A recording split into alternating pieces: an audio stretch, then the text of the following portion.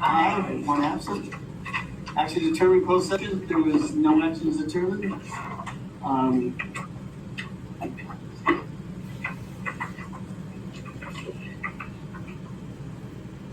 Procedural issues. Recording of this meeting is being made.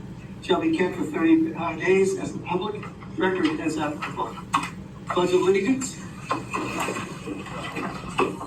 Ms. Fallon.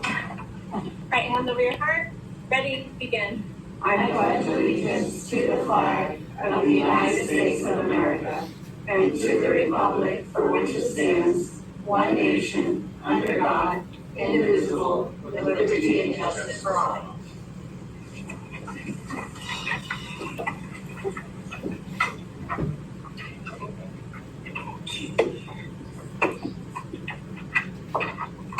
Mario's on vacation. I'm here. Sunny's here. Adrian's here. And Justin is here. Approve agenda? Move. Second. All right. All in favor? Aye. Reports and communications. Implementation plan presentation. Fellow Mitchell. Let's see. Good evening, everyone. I'm not. I did not do slides. I'm going to keep it very short and sweet for you. I gave each of you a packet that has all of the community school implementation plans for this year. It's not a static document. It's something that we're going to update every single year, sometimes twice a year, whenever necessary. But as you guys know, I also gave you the community schools fundamentals, the entire framework. I learned a lot at this last conference that we went to. CDE, now that we're in year 3, and it's still a baby for California, we are now learning all of the expectations of community schools. The first one, this entire framework, when we signed up for the grant, we signed up to take on this entire framework. So they're actually working on, CDE is working on a way to measure accountability now. So they are looking at all of us and our implementation plans, which we now are attaching to our progress reports that are due at the end of every June. So they're going to go through that, and they have teams now that are going to be checking in on people and making sure that you're actually following through with becoming a community school. It's not a 5-year grant, it's a restructure of the educational system and the framework. So I gave you guys all the information right there, the little layout right here. We call this the 4x4. We have our capacity building strategies, and so everything that we're doing in the implementation plans is all based off this one paper that you guys have. Again, there's an article there from 2022 when they first started talking about community schools. The money that they decided to give for the grant, I highlighted sections in the article that I gave you guys, which just goes over the basics. The money for the grant was seed money. It's supposed to build sustainability for community schools and offer supports and give you time to build partnerships so you can work the rest of the funding from there on out into other funding sources. So you have that information. And then sustainability-wise, you're good because a lot of schools were already community schools. We just didn't really realize it, and maybe they just needed to get on board with a few different parts of the framework. Like when it comes to partnerships, we're a rural school. So we've already had to build partnerships just to be able to have things for our families, for our students. Luckily, we're a forward-thinking district, and we were already addressing a lot of the challenges after COVID. So we already had mental health supports. We already had student support teams. We had all these wonderful things in place. So as far as that part of the sustainability, we're doing fantastic. Basically, my position, the Parent Community Center, my community engagement specialist, all the student supports we have, they're already sustainable through other funding sources. The only thing we're having a little bit of an issue with is after sitting through the legality session that the state put on, they do expect, and it will say this in the implementation plan, dedicated staff at the site. So as far as like the stipend positions, they don't see that as a sustainable thing because they want somebody who is dedicated at the site level because the district is not the grantee, the school sites are. So it is their money to allocate towards services. But we have so many partnerships that are already sustainable. Just a few examples: the library, Kern Family Health, Chamber of Commerce, RMAC for civic engagement, grocery outlet, Starbucks, East Kern Family Resource Center in Mojave, Kern County Superintendent of Schools, CAP-K, First 5, Immunization Clinic. All of these things are free services. So this isn't something that we had to pay out of pocket, even with the grant money, because everything that they're offering us is free, which is phenomenal. The things that do cost that we brought in, for example, just paying some of our staff to do some of the parenting classes that we've had at the center and a couple of partnerships that we've made for that. PK, which is the Parent Institute for Quality Education, which our parents have really enjoyed. If we bring that back again, there is a cost associated with that. It's not extremely high, but there is one. And then the one-site clinic for the glasses. I do have resources for glasses for students, but a lot of it takes transportation, and that we know is a hard issue for a lot of our families. So when we do the one-site clinic, we've done it twice now, once each year. We take a group of students that are most in need, and we take them, and the district pays the match. And one site is all volunteer. All their doctors, they do a full eye exam, they make glasses on site. We just pay a match for each student that actually makes glasses. So also it's not a high cost for what you consider the students are getting, especially the ones who don't have the transportation to get to these services.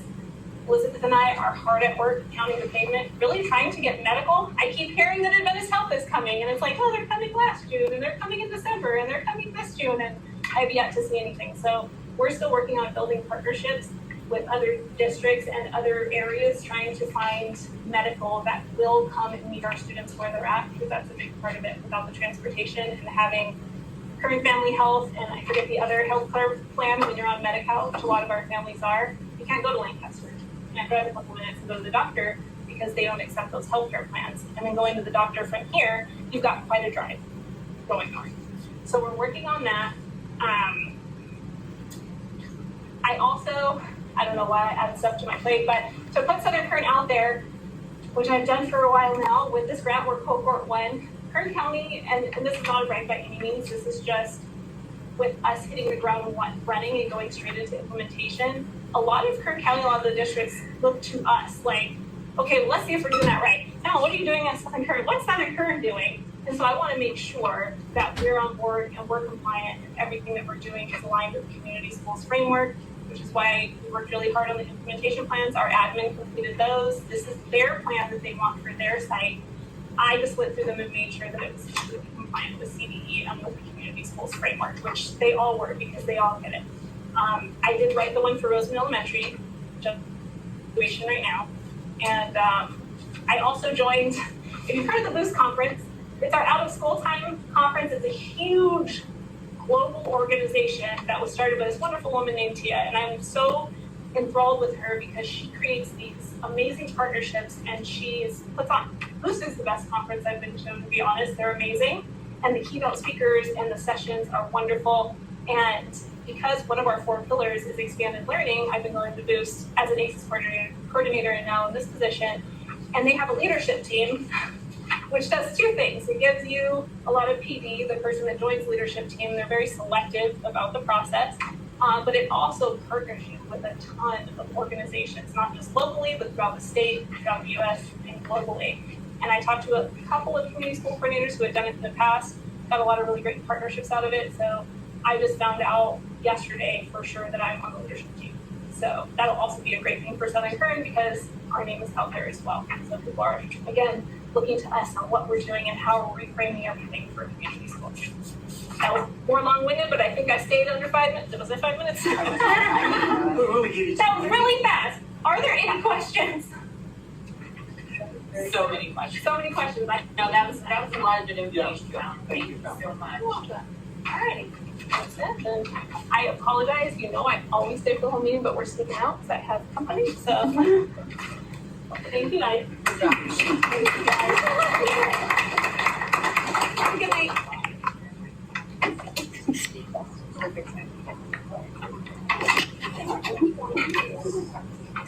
Okay. RTA. Ed. So, excited. Let's hopefully.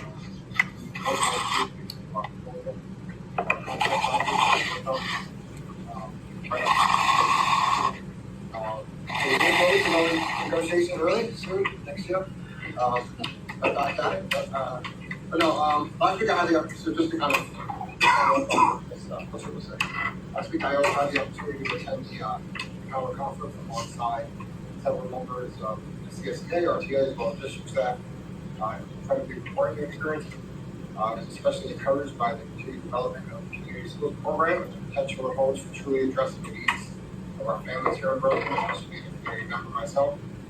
One recurring theme that nearly every session I attended was the creation of a food country wellness center I just want to say that, the people I'm sitting with, they genuinely believe that initiative will be transformative for our entire community. It was a major conversation topic with a lot of our staff here from SKUSD. Where it really resonates with a lot of our people that live in I would say more that live in the community, that see the needs in the community. I can confidently say that there's something our residents have been asking for over the years. I'm excited to hear that we're finally moving in this direction. As Ms. Mitchell mentioned earlier this evening, we have individuals, organizations in and around Burlington who are ready and eager to support us, making the vision a reality. Collaboration and commitment, I truly believe we can take the next steps for making our schools and our community even stronger. I just hope that the board can get behind these initiatives, and just see the real power in it. So that's all that's here. Thank you, sir. CSEA report, Gary? Thank you everybody for being here as always, watching online, awesome. But it's summer. I know, it's sunny school in it. There's a big plan, it's so much money. But yeah, with summer school and ELOP, that's up and running. It gives our classified members the opportunity to get some extra hours, some extra day over the summer that they might not normally have. So we thank you for that. It is a little more difficult for like custodians and IT doing our normal turnover, but IT has gotten assistance this year, so we've got a sub kind of helping out. So that's been great. And then custodials getting some additional help. And then I think we just, that's what I talked about, but we need some additional help with our grounds people, to help get caught up during the summer and everything. But overall, just looking forward. Today's my last day of work.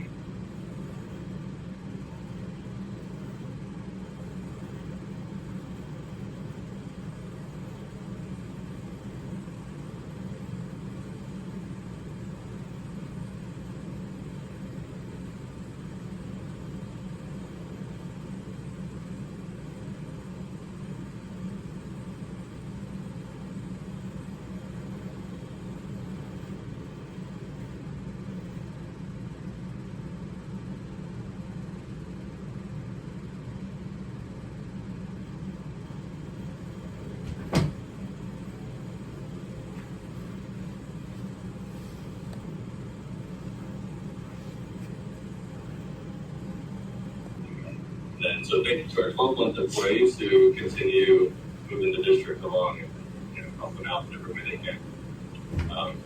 But yeah, enjoy your summer, everybody. I hope you all get some time off too. Thank you, Gary. Thank you. Enjoy your vacation. Thank you. I will. CPO report, Mr. Irvin. All right. Did not go to any conferences. I did not get any time off during the summer.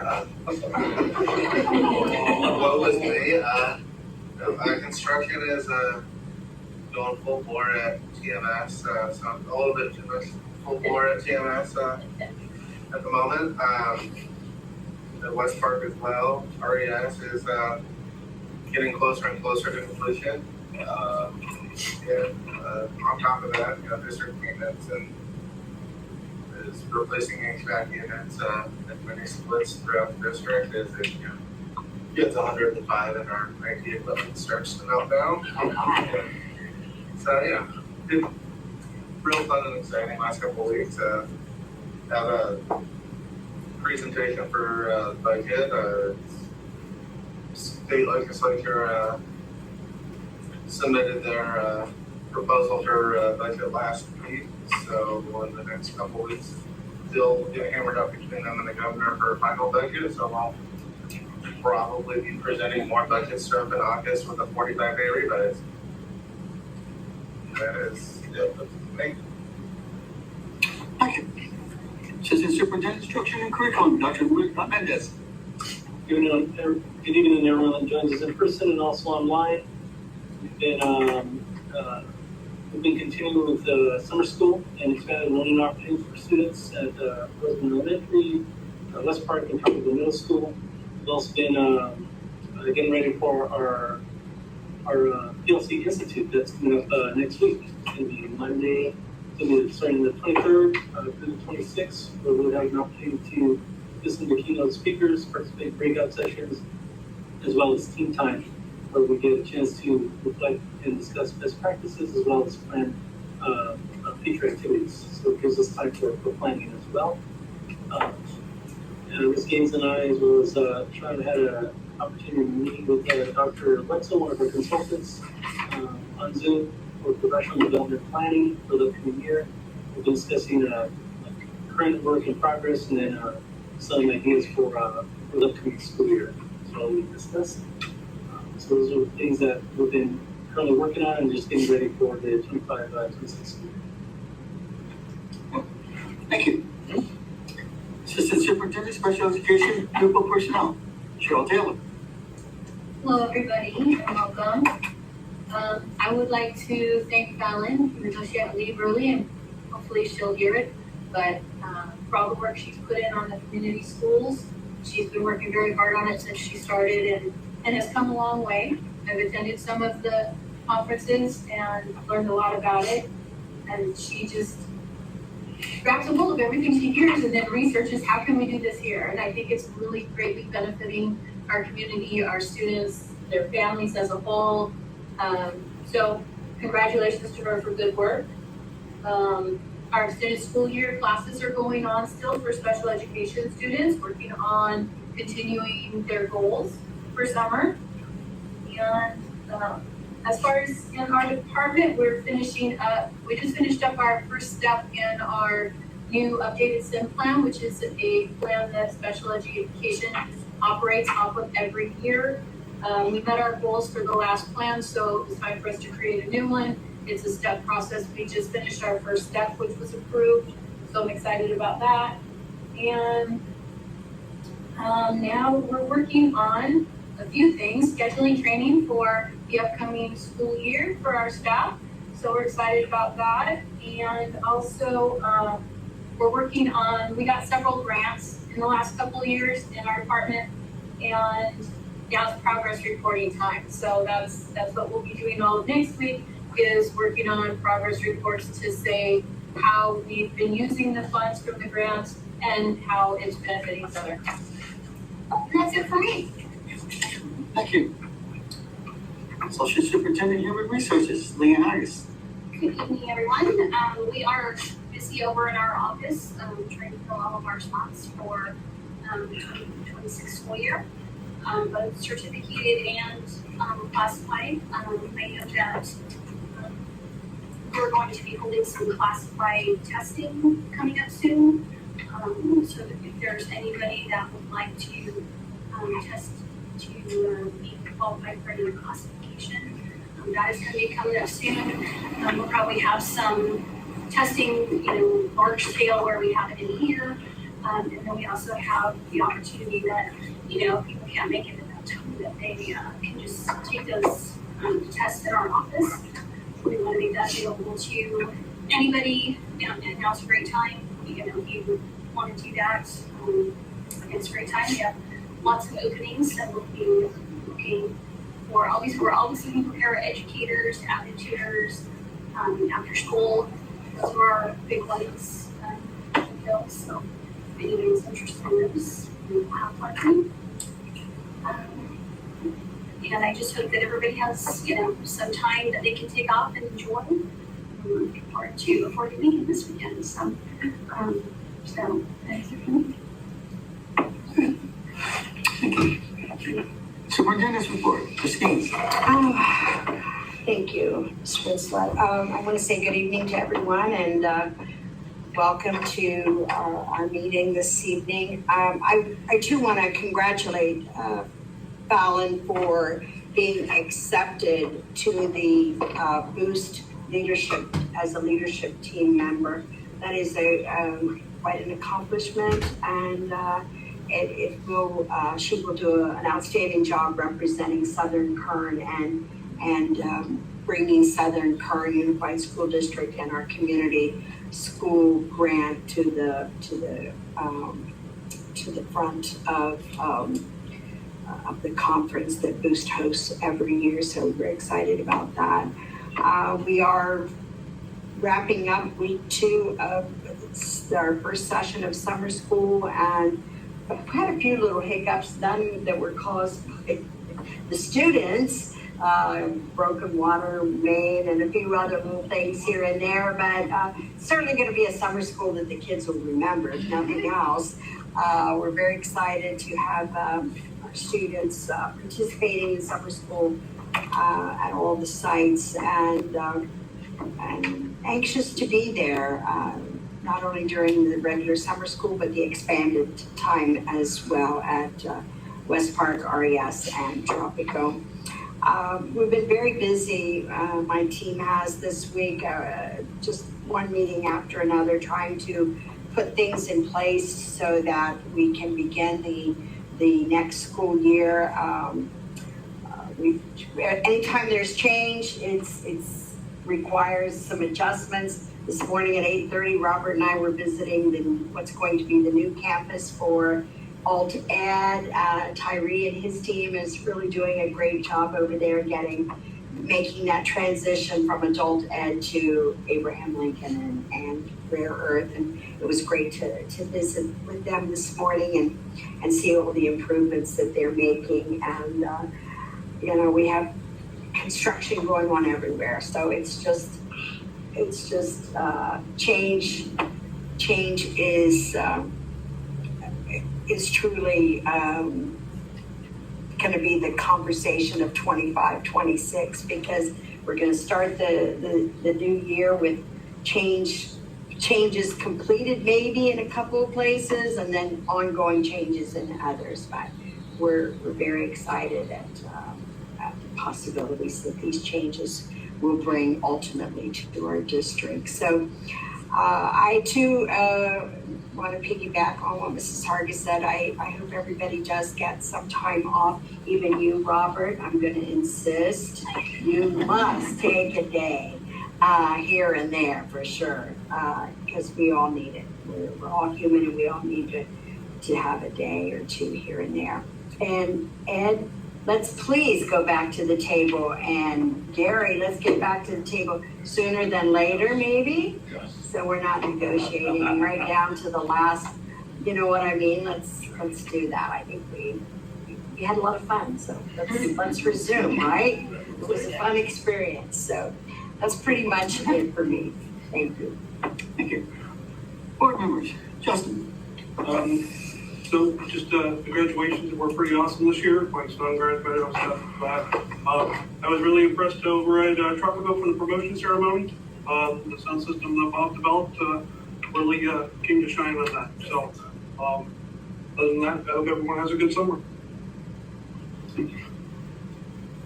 Adrian. Okay, good evening, everyone. Thank you for joining us. I hope everyone is enjoying their summer. Whoever has a summer until your vacation starts here soon. We have a couple more weeks left of the first summer session. Yeah, session. Thank you. And so hopefully everyone just takes a little bit of time to regroup and then get back into it. And I see we have a lot of things going on, a lot of hiring going. And that I know. Thank you. Okay, hello everyone. Here and online. What is it? Second week out of school, in summer school. There's always something going on.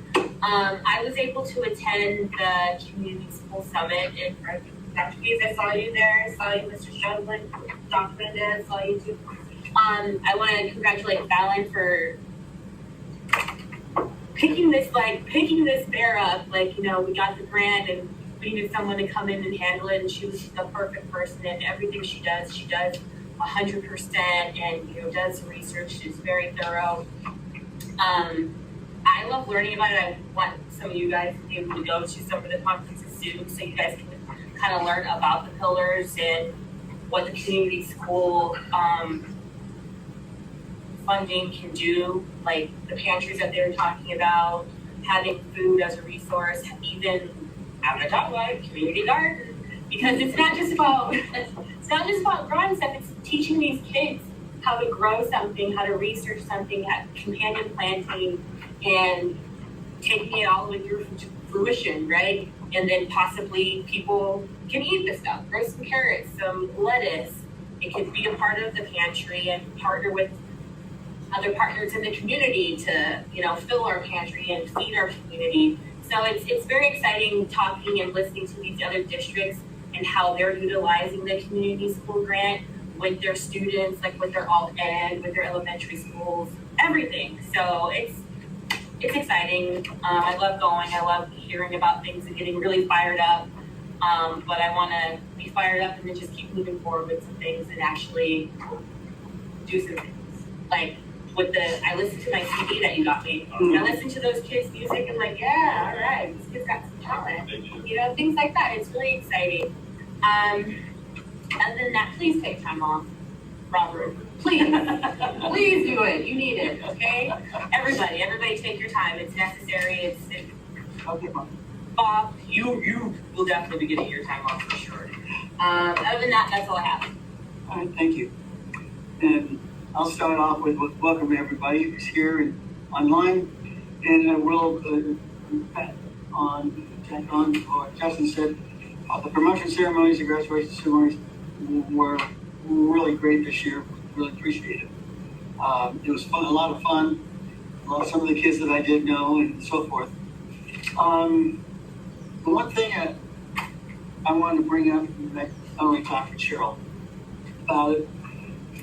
About a few years ago, Mara and I attended a CSBA program that was put on by Murrieta Unified School District concerning what we have as Hope Squad. We brought that back, and sitting down with Cheryl and that, she had asked, she said, well, we want to do Hope Squad. We said, is it like what they were doing? Just similar. Go for it. But over the last few years, and we're seeing it even with some of the hearings that we have, we're getting students in who are very vulnerable. And they're getting caught up with some elements that they are a magnet to. And so I asked Cheryl in an email to a couple of questions. One of them was, the rumor was going around, well, it's just a club for cheerleaders. Well, she informed me there's only 2 cheerleaders in all of Hope Squad. Well, I can't be one of those clubs like that. What we need to do is that, and this is for administrators, and I'm going to put this on the administrators through Mrs. Gaines. They need to be advertising, just like ASB advertises, just like the clubs do. But to me, they need to be a priority. Why? I want to get those kids before they get in with the other element. That's what you say, hey, we'll give you this, or here's this, and they're the ones that get caught because they don't know. But they need help and they need to be with the right people. And Hope Squad is the way. So my message to the administrators, don't impede what Hope Squad is trying to do. Matter of fact, reinforce what they're doing. And please, let's stop these poor kids that are brand new to our district to be caught up with questionable crowds. Okay? Because that's what's happening. They're a magnet to them. Let's be a magnet to Hope Squad. So that's my soapbox for that. Cheryl, thank you for the answer for that. So, You're welcome. and I really appreciate that. So now, I believe, I'm not mistaken, I as a board member, I hope the rest of the board members all agree, let's get this program where it needs to be, and let's get to these kids before they get to the wrong elements. Okay? Thank you for the support. You already know that.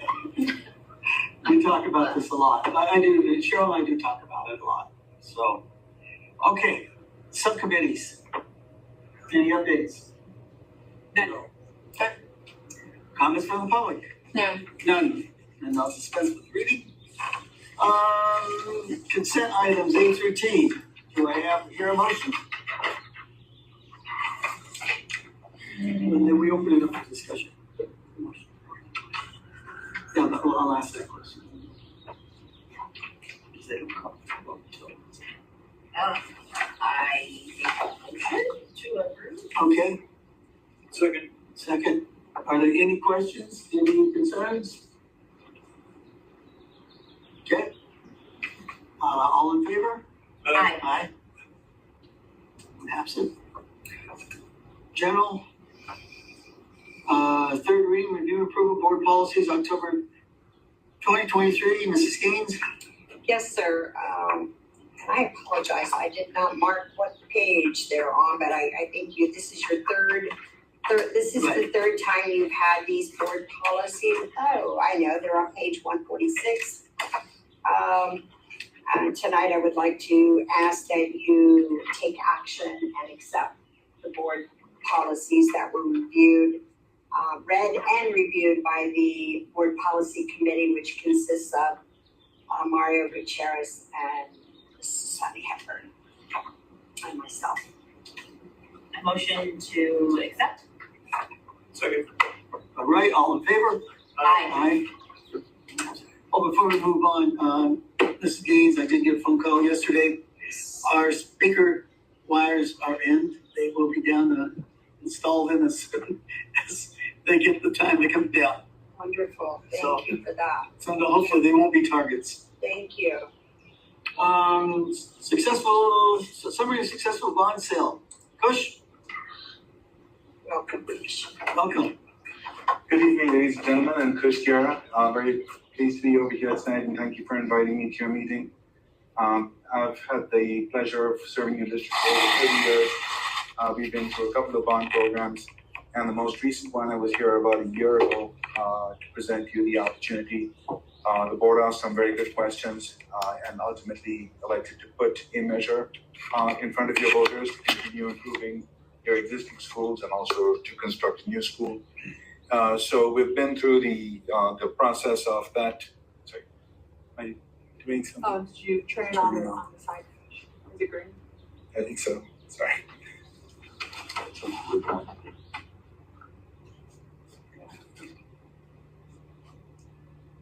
If you could just manually move them.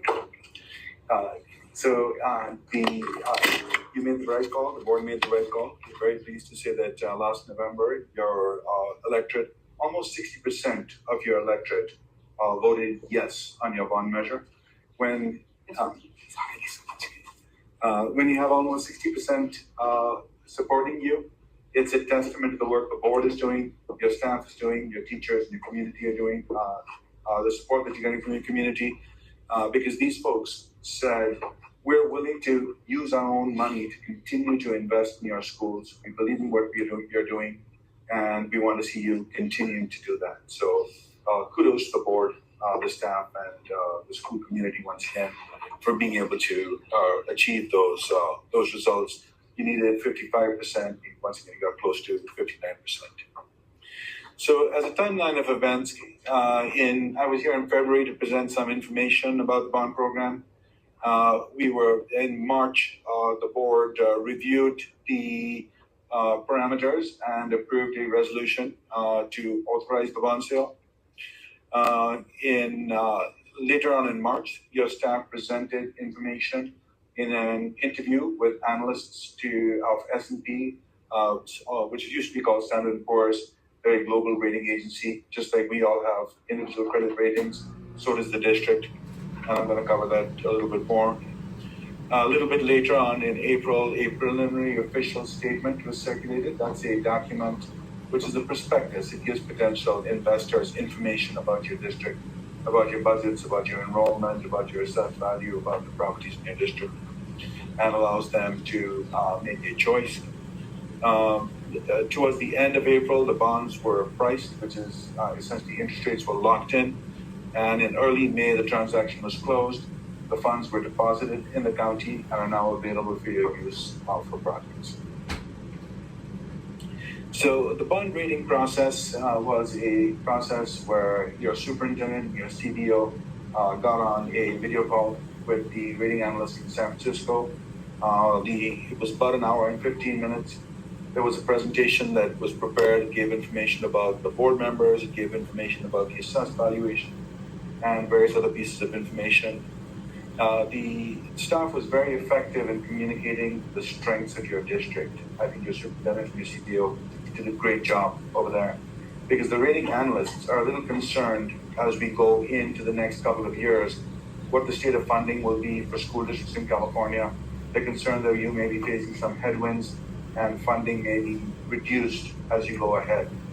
But the fact that the board has strong management practices, that your staff budgets very conservatively. They were able to demonstrate previous practices of where they budgeted, how they budget versus the actual performance.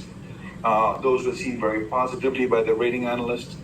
And ultimately, even though the analysts, the rating agencies are putting downward pressure, the overall education segment of the finance markets have a downward pressure. You were able to maintain your A rating. And I think that's a testament once again to the work the board is doing and your staff's ability to effectively communicate that to the rating agencies. So after we had the board approval and after we had the rating, the next thing to do was to go out and sell the bonds. We sold approximately $28 million of bonds. The true interest rate, the total interest cost was about 4.79% for this transaction. That's not the lowest that it's ever been. During 22, 23, you may recall mortgage rates were in the 3% range. Today, mortgage rates are probably closer to 6 or 7%. And given the desirability of these bonds, you were able to, and the type of bonds we're selling, your bonds carry a lower rate than what someone could borrow from a mortgage. We tried to structure the bonds to maximize the amount of proceeds, while also keeping in mind that over time you're going to need additional dollars as you get closer to building that new school. And the amount of bonds sold was once again about $28 million. We were pretty lucky the time the pricing, as you know, those markets have been very volatile recently. There's been markets have been going up and down. When we hit pre-priced the bonds on the 22nd, the interest rates, the markets were a little bit higher. On the day that we actually went into the pricing, we were able to get a lower rate. And part of it was the insistence of your superintendent and your CBO saying, I want to see a rate of less than 4.8%. And selling school bonds is a negotiation process. There's no published rate as to what a Southern California Unified School District bond is. So based on the ability to negotiate with the underwriters, we were able to reduce the rates a little bit. What does that mean? To put it into perspective, the state of California has a yardstick that they use of how much it is acceptable for the cost of the bonds to be. And essentially the yardstick that they've established is that for every dollar you borrow, you can pay back no more than $4. That's the maximum acceptable limit.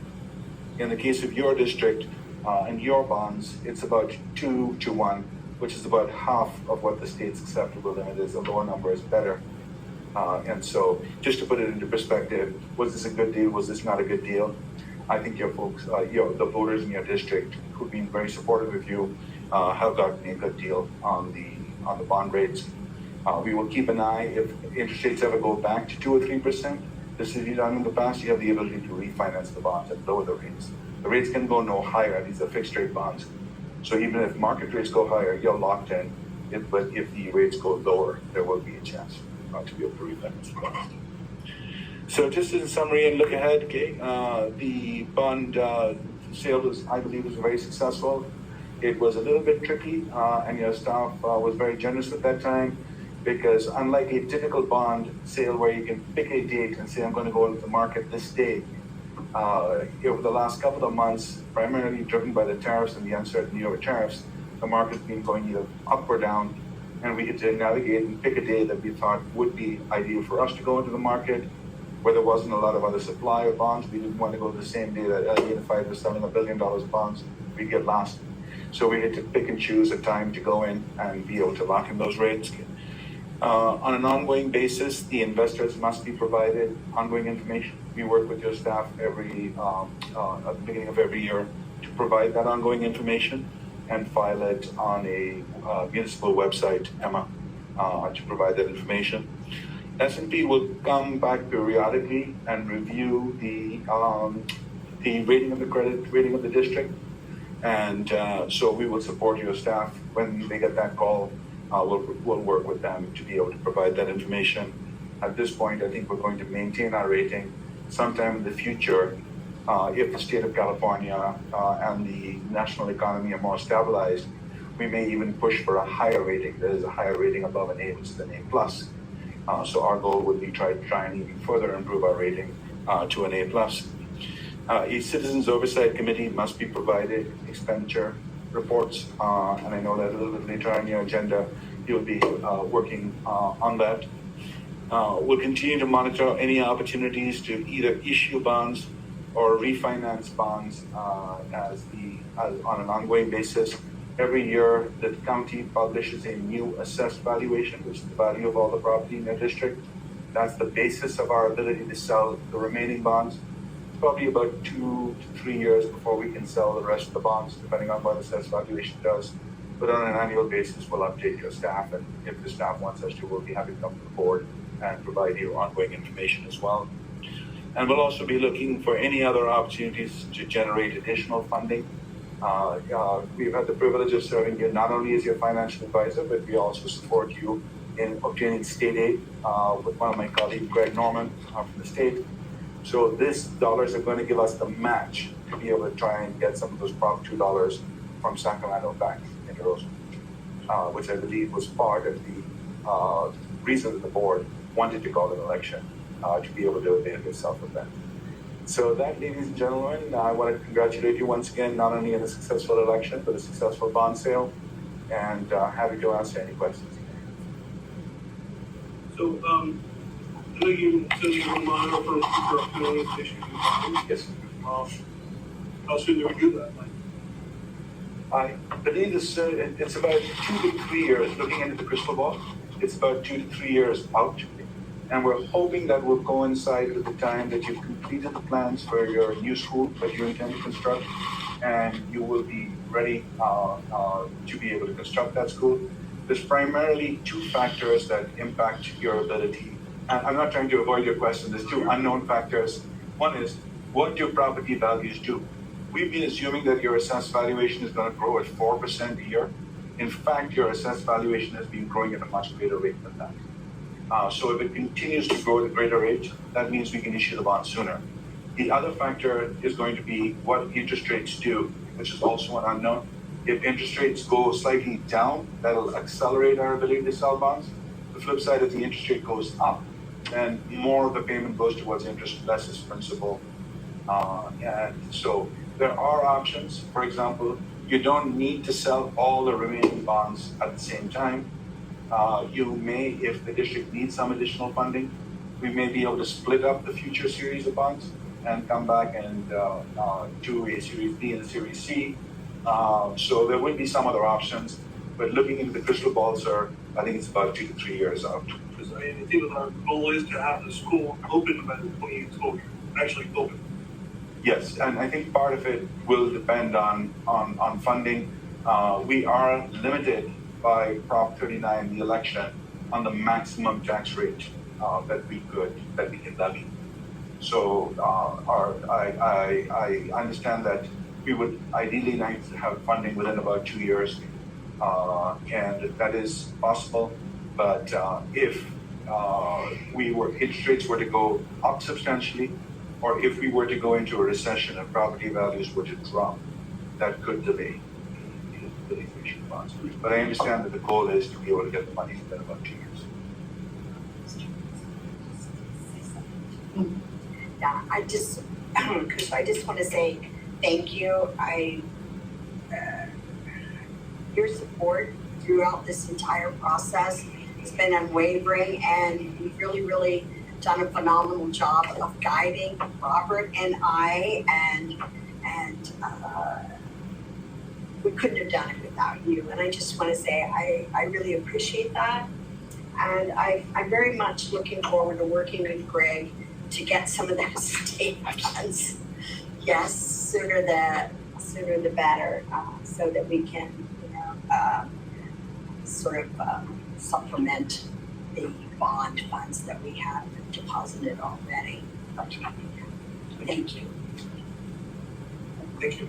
Thank you very much. Yeah, the board actually really appreciates all your work as well. Worked with you previously back in early 2000s and so forth, and you've always been probably one of the best I've worked with in this, especially helping us understand what we are doing forward. So thank you. Thank you, sir.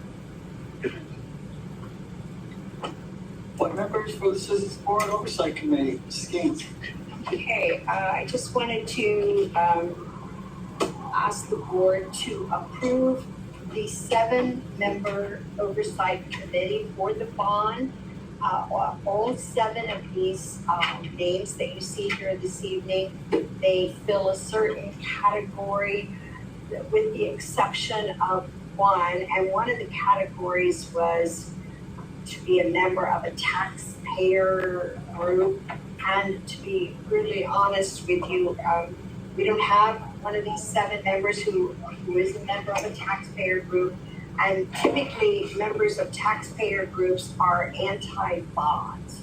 So let me make that kind of clear. However, what I plan to do is maybe ask one of them to join that, to maybe just join a taxpayer group. So so we do meet that threshold of the 7 people.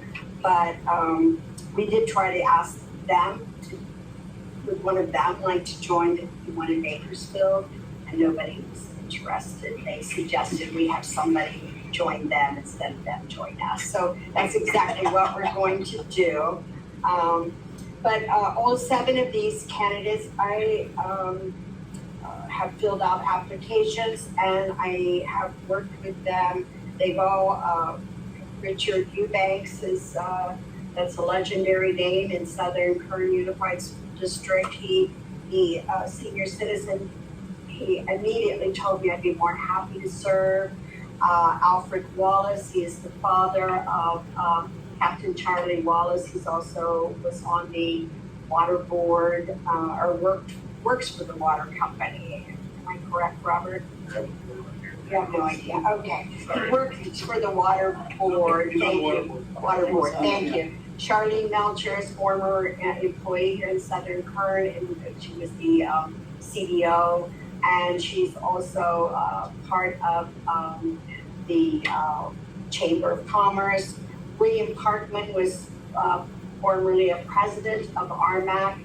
I met him 6 years ago, was very impressed with his leadership of RMAC, asked him to be a part of our oversight committee. Joel McKay, also currently on RMAC. Rick Webb is currently the water board. And Deidre Bullock-Williams is a parent who served on our ethnic studies committee with Mario and Dr. Mendez. So I would appreciate it if the board would take action this evening to approve the bond oversight committee. They do not, a bond oversight committee, just to wrap up in case you're not 100%, they do not dictate how the 60 million will be spent. They oversee to make sure that the money is being spent in the ways that we advertised that we were going to spend the money to improve schools, et cetera, and to build a new campus here in Southern Kern. So I personally think we've got a good group of 7, and I'd like the board to take action. Do I hear a motion? I move to accept. I'll second. Brendan, all in favor? Aye. One absent. Next. Expanded Learning Opportunity Program Plan 2024. Correct, Dr. Mendez? Yes, the expanded learning opportunities program plan is in the board packet on starting on page 156.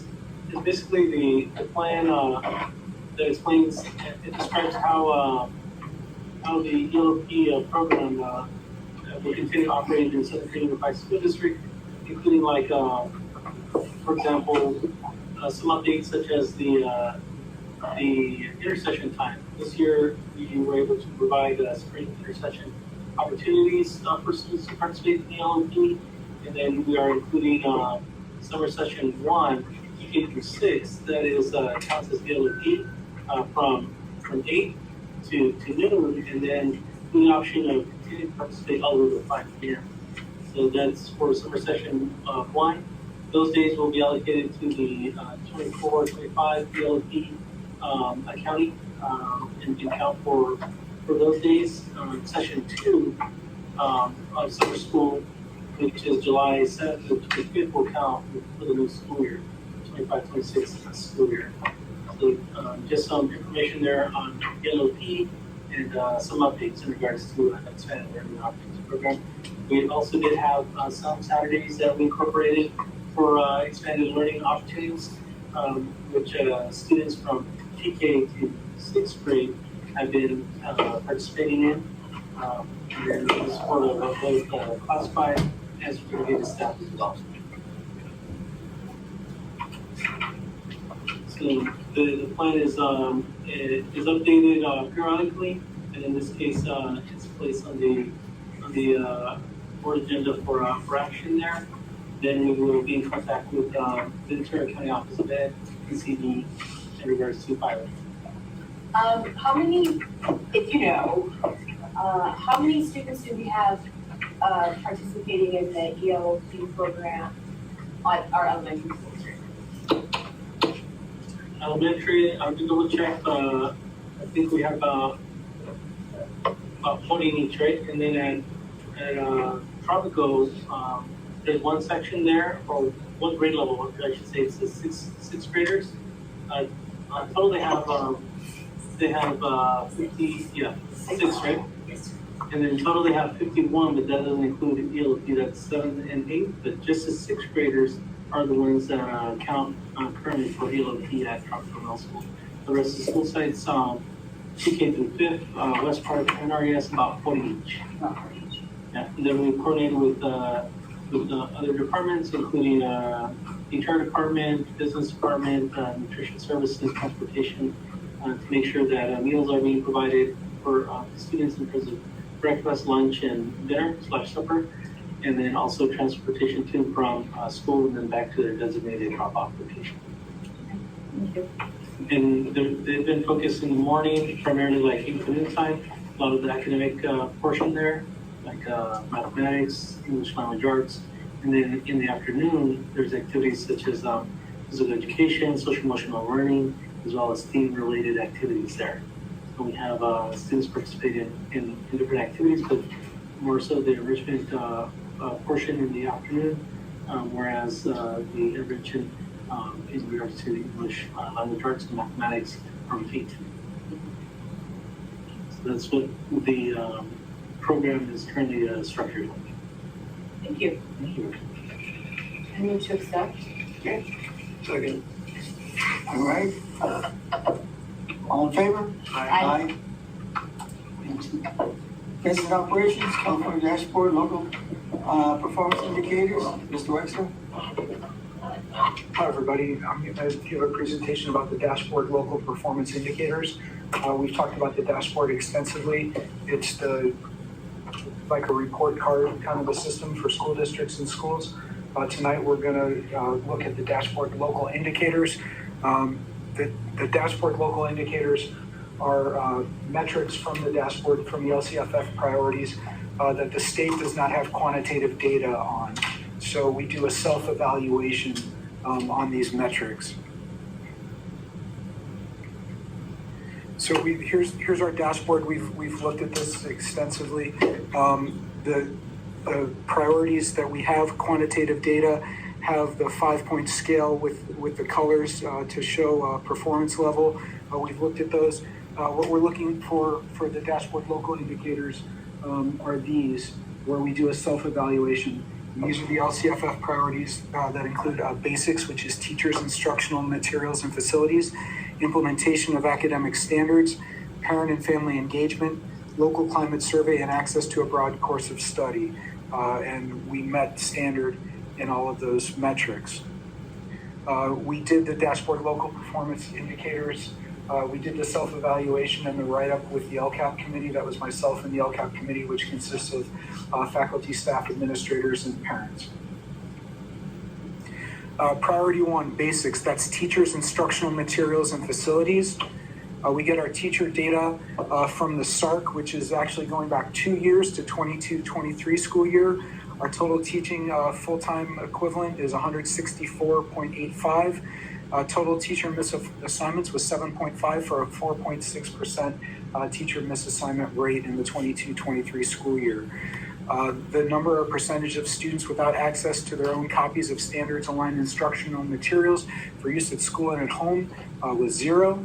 The number of identified instances where facilities do not meet the good repair standard was 0. Priority 2, implementation of academic standards. We did a self-evaluation on a number of these metrics.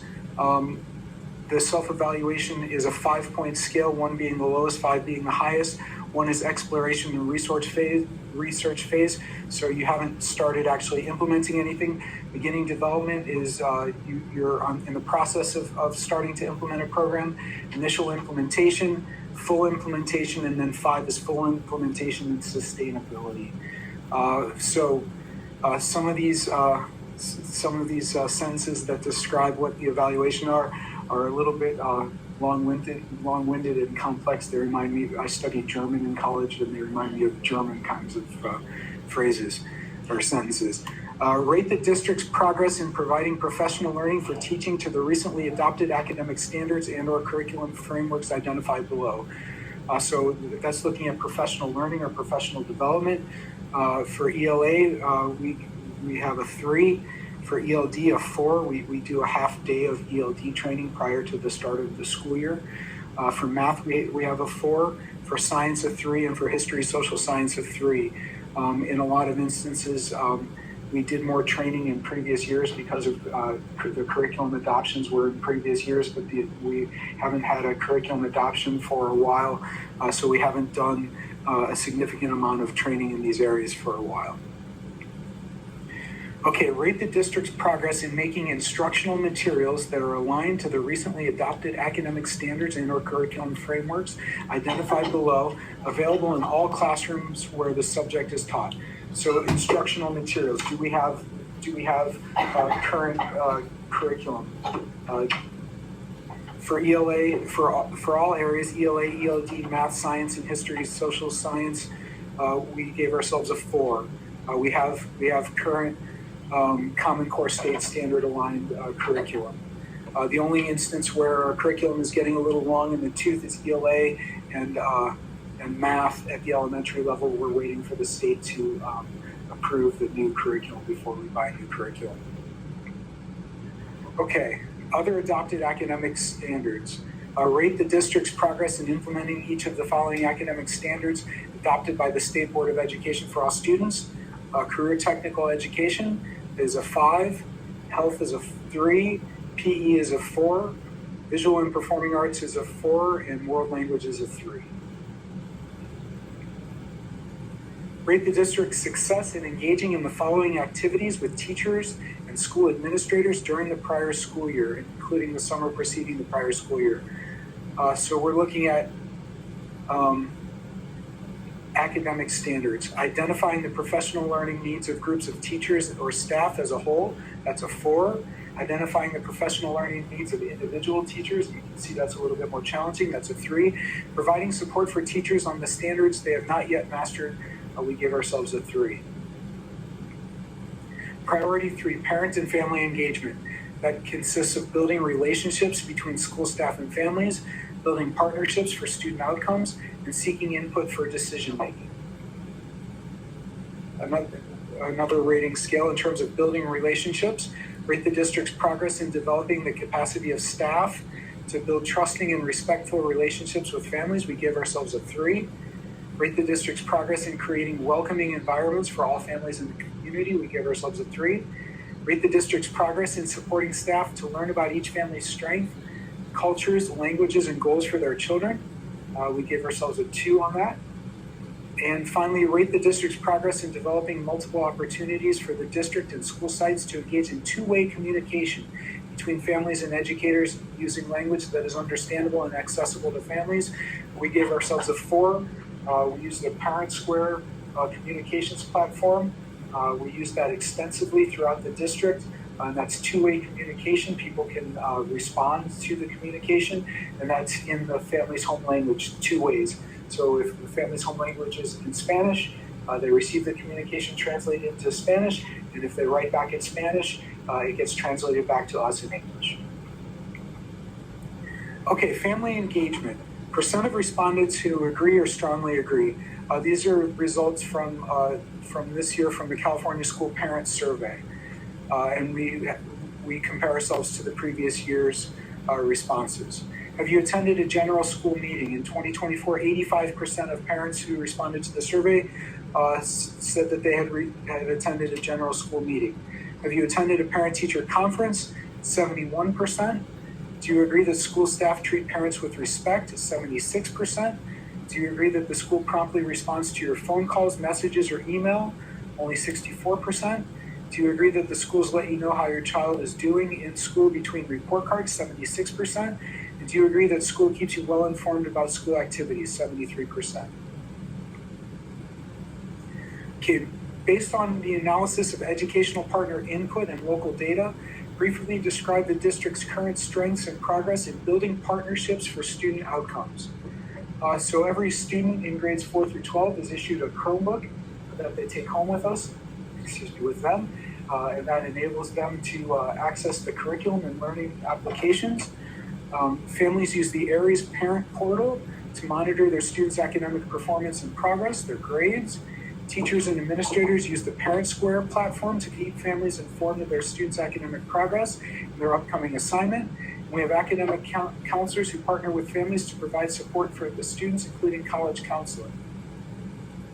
Based on the analysis of educational partner input and local data, briefly describe the district's current strengths and progress in seeking input for decision-making. Do we get the community, the families, the parents, the guardians engaged in helping us make decisions and make plans, do self-assessment, etc.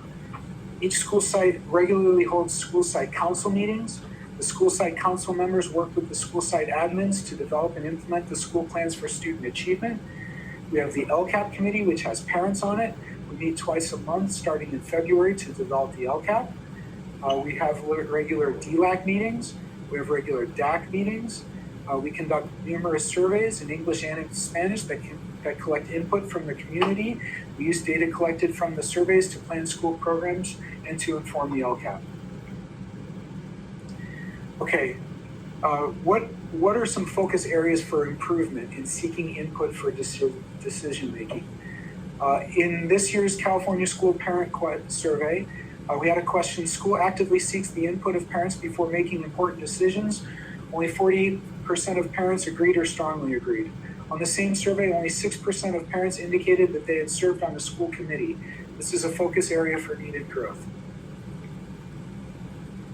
During this past school year, we administered the California Healthy Kids Survey to students in grades 7, 9, and 11. We had 297 respondents for grade 7, that's 99%.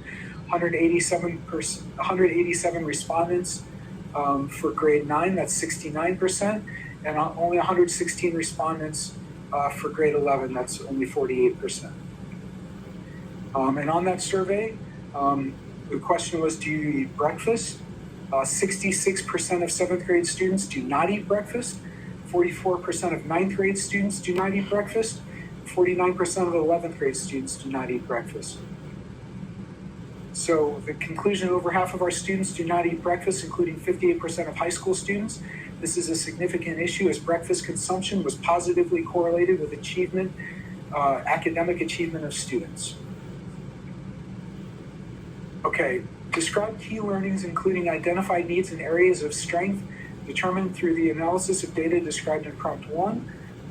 We're talking about cyberbullying here. 39% of 7th grade students had been a victim of cyberbullying, 24% of 9th graders, and and 43% of 11th graders had experienced cyberbullying. So cyberbullying in the district is a significant issue. Finally, priority 7, access to a broad course of study, grades K through 5. All students have access to Common Core curriculum for math and ELA. We have supplemental programs that support the curriculum, including a reading intervention program. Students are enrolled in social studies classes that follow the California History Social Science Framework. All students study science, and the district has implemented the NGSS standards. Students in grades K through 5 have 100 minutes of PE instruction per week, led by a certified PE teacher. There are no differences across school sites or student groups. Students with disabilities are engaged in the same curriculum as the general ed students. Grades 6 through 12. Students at the high school have access to a full course of study, including 12 CTE pathways. Students at the middle school have access to a full course of study, including 3 full-time PE teachers, Spanish, art, and band. Students with disabilities take the same curriculum as the gen ed students. And students at Rare Earth and Abe Lincoln take the core curriculum and elective classes online using Acellus courseware. That concludes my presentation. Are there any questions? Thank you. That was very thorough, and I would like to see some of the ratings, and the kids obviously go higher than what we saw there. But I do appreciate all of the information that you showed. Thank you. I think I'm up next too.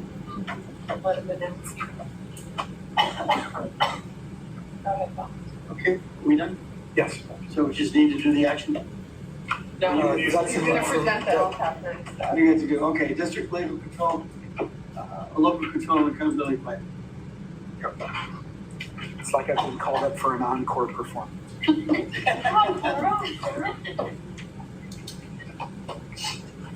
Okay, so we had a change to our LCAP budget. Our budget was less than we expected. So 2 of our big ticket items, we changed the funding source for. So our big ticket items for next year include new locker rooms for the high school. The proposed budget was $2.5 million, and that was to be paid for with LCAP funding, LCFF funding. I don't want to give away the surprise, but we're going to do these things. We're just funding it differently. So I sense like nervousness in the crowd. So don't worry, we're doing all these things. Okay, Goal 2, Action 22, Fitness and Performing Arts Center for the high school, $3,807,000 budget. That's a new weight room and dance studio to be paid for with LCFF funding. That's our previous budget. Our current budget is we're doing the same things. The new locker rooms for the high school, we're only using $1 million of LCFF funding. The $1.5 million left over will be paid for with local funds, paid for with state facilities funds. And the Fitting and Performing Arts Center, otherwise known as the weight room and dance studio, we're not using any LCFF funds, but the $3,800,000 will be paid for with any remaining state facilities funds. And when that money runs out, we'll use our bond funds to pay for that. So no change in what we're doing, just change in the funding source. Are there any questions about that? I do have a question. So with the state facilities funds, these are funds that we've had? They're incoming funds? I'm passenger operator. These are funds that we currently have. They are from the refund we got from the state for when RES construction was completed. We got a lot of money back from the state, so it'll come out of that. Okay. Thanks, Jim. And with that, I believe we are asking you to approve of the LCAP. Okay, do I hear a motion? I'll make a motion. Who second? Aye. All in favor? Aye. Who's the second? Yeah. Okay. Mr. Irving, you've got a bunch coming up here. Ready, Robert? Stretch it Yeah, out. I was gonna say, you're distracted. I don't know, do a couple lunges, make sure the blood's flowing.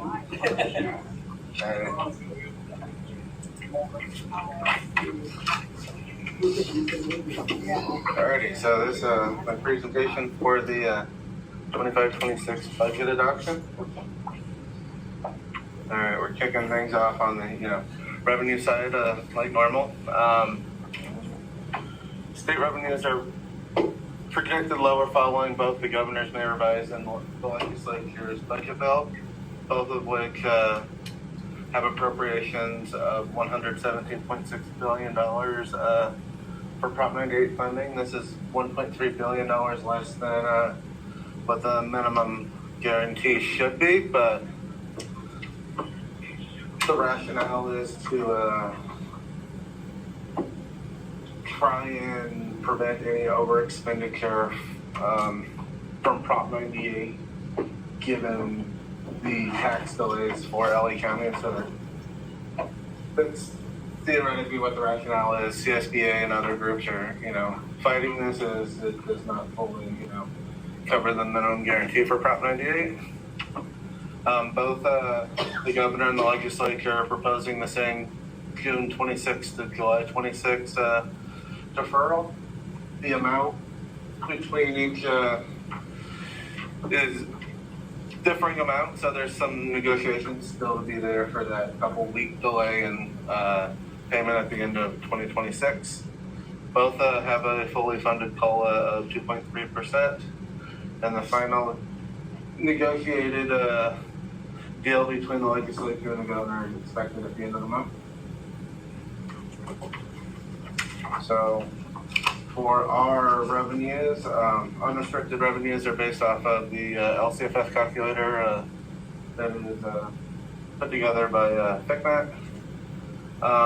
I'm estimating a ADA of about 3,400 or 3,405 to be exact, and an estimated unduplicated count of around 81%. Unrestricted revenues, all the ESSERs and GEARs and COVID funds have, all faded away. Now we're back to, more of a standard of our title funds. So Title I, Title II, Title III, Title IV. So programs for our foster and homeless students, professional development for teachers, migrant education, and Title IV covers a gamut of things. It's for student wellness, so it's technology wellness, can be used for PD, that kind of stuff. ACES is our after school program. ELLP is the newer version of an after school program. A little bit of a hat on a hat with programs there. And then the California community schools, and there's other categoricals, but I didn't want to put the entire laundry list there for you.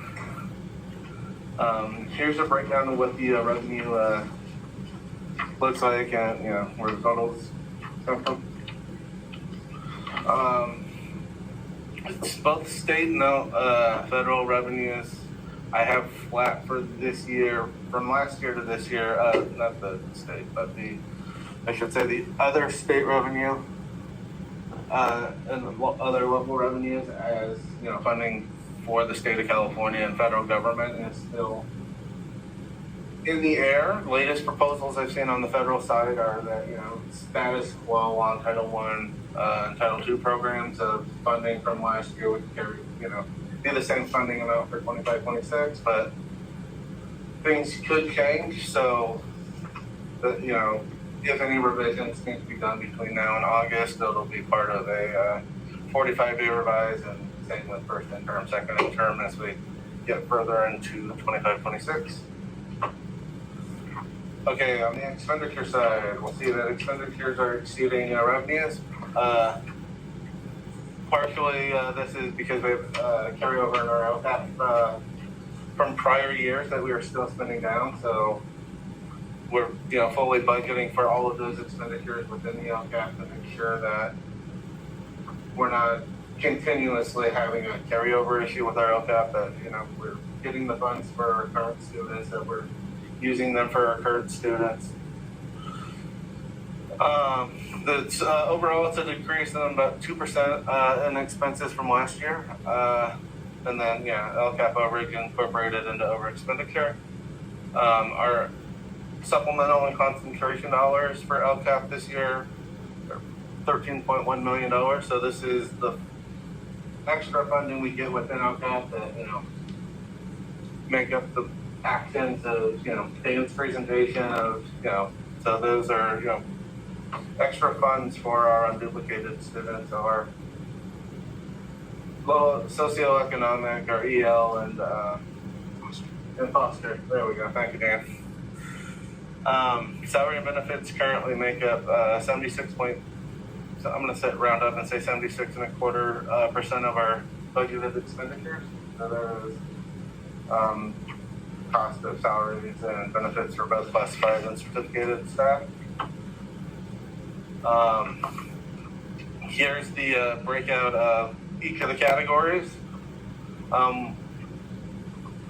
Other outgo, it's only 19,000, but it's that is funds for the very few, but there's a handful of students that live within our district that attend.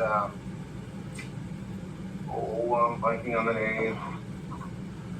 The county charter school in the Ashtabula Valley Oaks. Is that right? I don't remember. I should have wrote that down, but they're part of that charter that's up into Hashby, so we have a very small percentage of our funds go towards that because they reside in our district and are being serviced elsewhere. Multi-year projection assumptions. This is what our base and supplemental are based off of. Last year's P2 estimate, or P2 came in at 3,345. This year, again, estimating at 3,405 with a little bit of growth there due to the expansion of both PK and then the continuous construction around us with an expectation that some of those new houses will have new students that will attend school in this district. The restricted prep funding, same list from the prior slide. Our ACES grant this year going into next year has been reduced by about 80%, which not great. On the other hand, we do have ELOP that can absorb that cost, so we don't have to cut the program or anything like that. There's another avenue to fund that within. So a little bit of good news, bad news rolled into one there. Within the budget, LCAP expenditures have identifiers in them so that we know that these items are specific to LCAP and which action within the LCAP. Our projected reserve at the end of the year is 20%. None of these assumptions include the RTA tentative agreement because it hasn't been voted on yet. In the next 10-15 minutes, we'll figure out if I need to again add that to the 45-day revise, changes to expenditures there. And then the subsequent year from the multi-year, unrestricted, still based off the LCFS calculator. I have modest projections or increases of ADA over the next 2 years to 93.76, which is a little bit less than 1 full percent, but we have attendance recovery that's starting in 25-26, so that number may be modified within first or second interim when we can have more information on the progress that's making. Step and column salary increases range from 2 to 3% each year. CPI is based off of a school services dartboard. Same with benefits, cost of benefits for STRS and PERS. The federal funding projected flat until we get word of any other impending change. And then our contributions from unrestricted funds to restricted funds will continue to grow, and we'll see that in the between that and the expenditures, what it does to our reserves over the next couple of years. On this slide, where we're at 20.06, and then if everything stays the same and nothing's changing in terms of contributions from unrestricted, there's not huge growth in revenues or huge cuts in programs. We go from 20% down to 15% down to 8% over the next 3 years, but all of this is, very much subject to change with, whether or not the state goes into a recession or anything like that, and what the final approved budget for this year will be, and what impact that has on everything else. So that's the end of my presentation. Any questions? I have one for you, but Robert, the ADA projected to increase to 93.76 over the next 2 years. What is it currently? We are about 92.5-ish, give or take. So it's, That's a significant jump.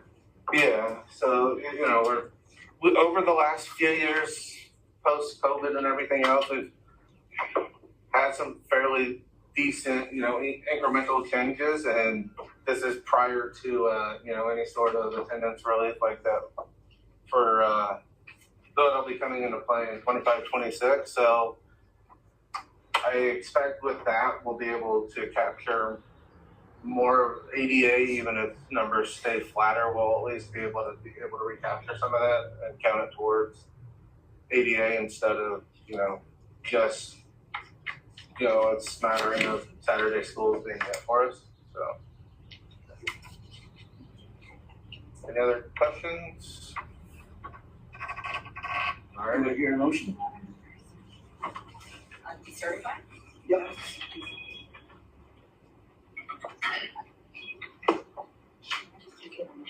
Yes, we have a motion. I'll make a motion to certify.